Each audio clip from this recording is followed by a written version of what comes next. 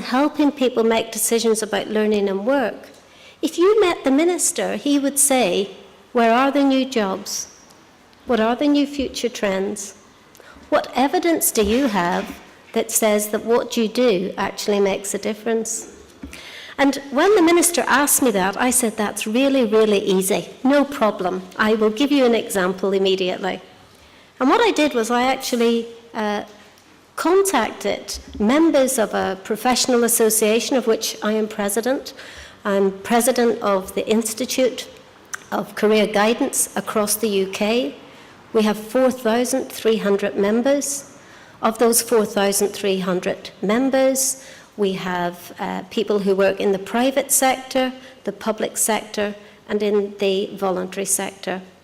And I asked them to give me examples to show the minister about the impact of their work on new jobs and new futures. And within 24 hours, I had 30 fine examples of highly innovative work that was going on out there that actually lay hidden until that question was asked. But our minister was very interested, and indeed our new government is very interested in how does careers work make a difference to the individual, to the economy, and to our society. And I've been doing some research on this topic, and I have been able to say very confidently that it's possible to calculate the enormous savings to the public purse of just a modest reduction in the number of people who are not in education, employment, and training. Not just in terms of how much money could be saved on spend at the current time, but also how much actually associated the costs of educational underachievement, of unemployment, of inactivity, on crime, on health. And when we look at the research evidence, it actually shows it pays to invest in information, advice and guidance services to help actually keep the costs down in other places. And in the short space of time, I'm going to give you just a few examples of that. Another just quick figure to share with you is that there was a major piece of research undertaken by a large charitable trust in the UK called the Sutton Trust. And it actually led to estimates of improving levels of social mobility for future generations. And what it said was that future generations in the UK would contribute between 56 billion and 140 billion to the value of the economy each year. And what it was basically saying was that it needed more investment in good quality information, advice and guidance as the glue that would actually help keep people together in hard times and to give them hope and aspiration.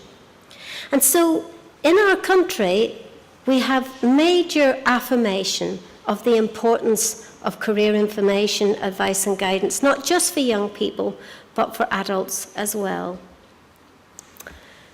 But the reality that we're currently in now, if we're a practitioner, we're thinking, will we have a job in 12 months' time?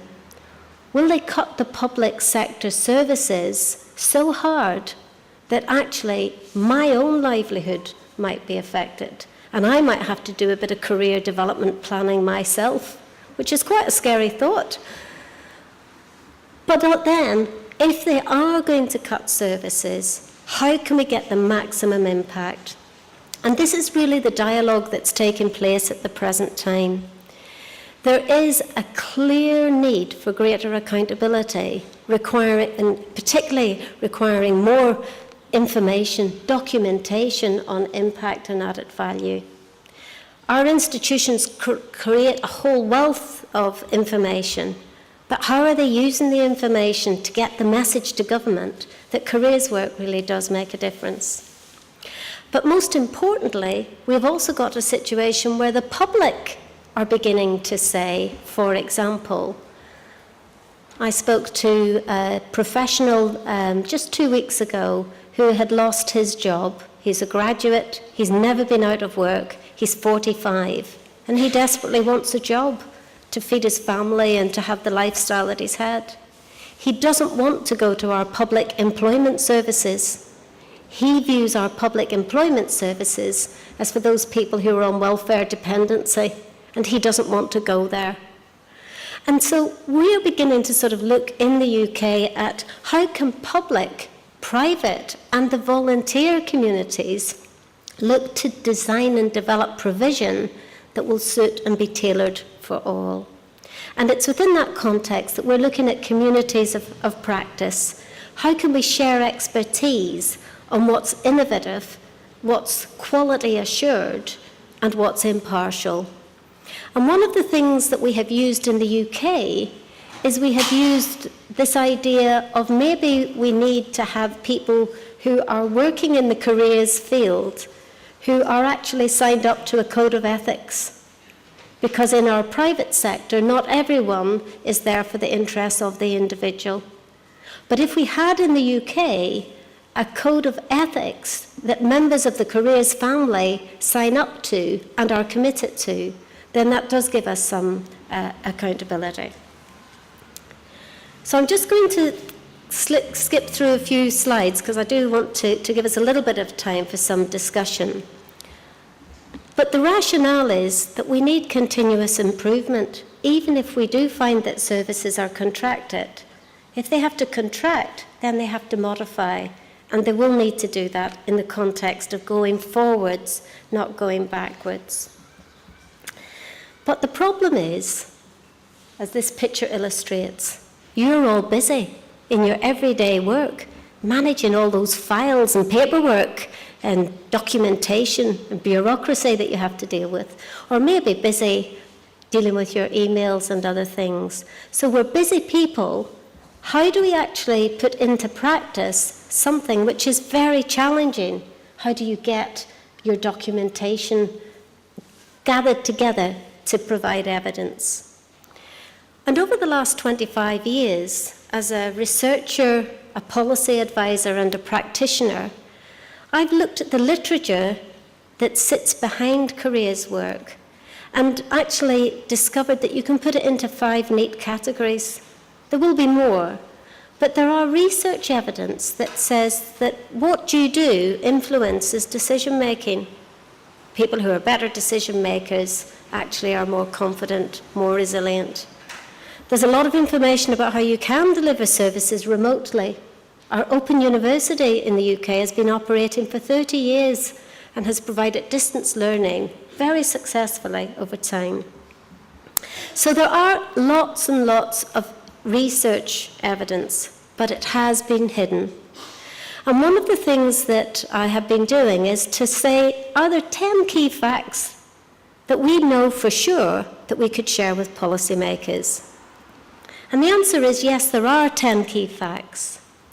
But we can't just say there's 10 key facts, here they are, and not put it into a context.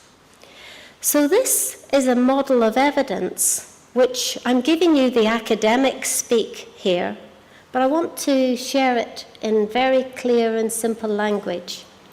There are lots of studies about people's opinions on what you do and what other people do. Lots and lots of robust research findings. And in the context of our government in the UK, they want to hear people's opinions, so we have to galvanise the research that says what people's opinions are of careers work. We also have to look at the research where actually we have got evidence of studies that demonstrate the effect of an intervention. What happens before the intervention and what happens afterwards? And those can be termed as counterfactuals. And actually, we are very confident that when we look at the evidence base over, the lifetime of our profession, that we have evidence that sits in the 4th category. If you're an economist working in the department and you're purely interested in statistics, does the careers profession have research findings that speak the language of an economist? The answer is yes, we do. And we can point you to that. And finally, people say, why do we not have more evidence that are, really scientifically proven? And you won't mind me saying you Germans are well known for your strong interest